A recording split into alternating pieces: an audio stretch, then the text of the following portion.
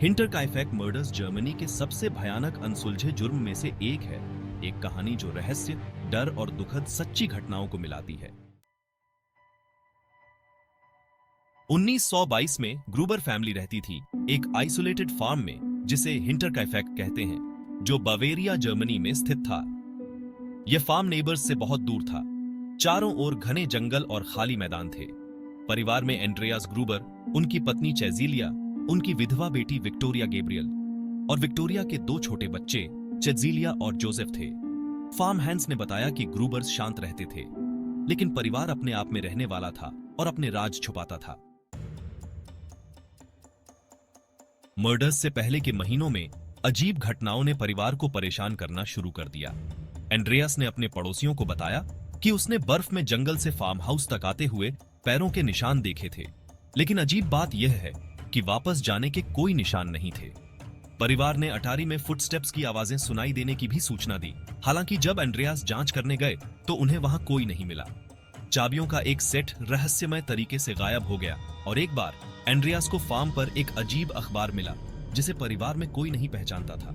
परेशान करने वाले संकेतों के बावजूद उन्होंने ना तो वहां से जाने का फैसला किया और ना ही मदद मांगी। द नाइट ऑफ हॉरर, 31 मार्च 1922 की रात परिवार के सभी 6 सदस्यों की हत्या कर दी गई।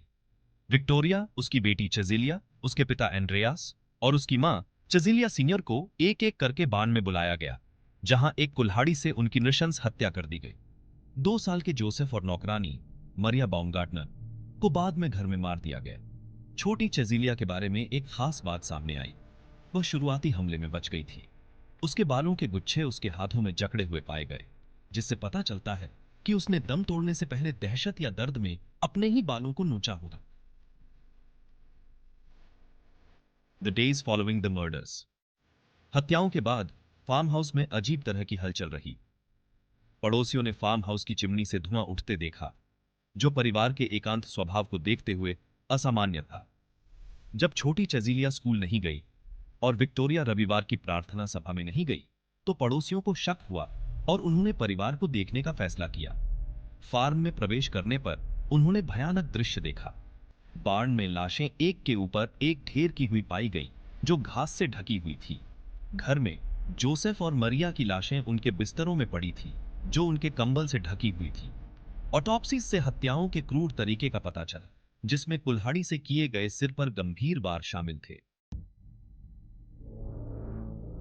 दी इन्वेस्टिगेशन एंड थ्योरीज। पुलिस के पास काम करने के लिए बहुत कम सबूत थे और कई थ्योरीज सामने आईं, जिनमें से किसी से भी कोई गिरफ्तारी नहीं हुई। एक लोकप्रिय थ्योरी ने सुझाव दिया कि विक्टोरिया का एक ईर्ष्यालु प्रेमी, संभवतः जोसेफ का पिता, ने परिवार की हत्या कर दी थी। हालांकि किसी पर भी कभी आरोप नहीं लगाया गया। एक और भयावह थ्योरी बताती है कि हत्यारा हत्याओं को अंजाम देने से पहले कई दिनों तक अटारी में रह रहा था। यह पिछले दिनों में सुने गए फुटस्टेप्स, साथ ही गायब चाबियां और अजीब अखबार जैसी अजीब घटनाओं की व्याख्या करेगा। अपराधी शायद परिवार की आदतों को जानता था और वार करने के लिए सबसे अच्छा समय तलाश रहा था। Aftermath and legacy. Hinterkaifeck farm को अंततः ध्वस्त कर दिया गया, जो उस भयावहता के बहुत कम भौतिक प्रमाण छोड़ गया जो वहां घटित हुई थी। हालांकि यह रहस्य स्थानीय लोक कथाओं में जीवित है और हत्याएं ग्रामीण आतंक की एक भयावह कहानी बन गई है। मामला आधिकारिक तौर पर अनसुलझा है, लेकिन इसके आसपास का भयावह माहौल बना हुआ है। अटारी में आवाजें, अंधेरे जंगल से देख रही रहस्यमयी आकृति और यह अनुत्तरित प्रश्न कि ऐसा भयावह कृत्य कौन करेगा और फिर अंधेरे में गायब हो जाएगा, जिसे न कोई देख पाएगा और न ही पहचान पाएगा। हिंटरकाइफेक मर्डर्स इतिहास के सबसे भयावह अनसुलझे अपराधों में से एक के रूप में कल्पना को आकर्षित करती रहती है। एक याद दिलाता है कि कैसे वास्तविक डर हमारे दरवाजे के ठीक बाहर से आ सकता है।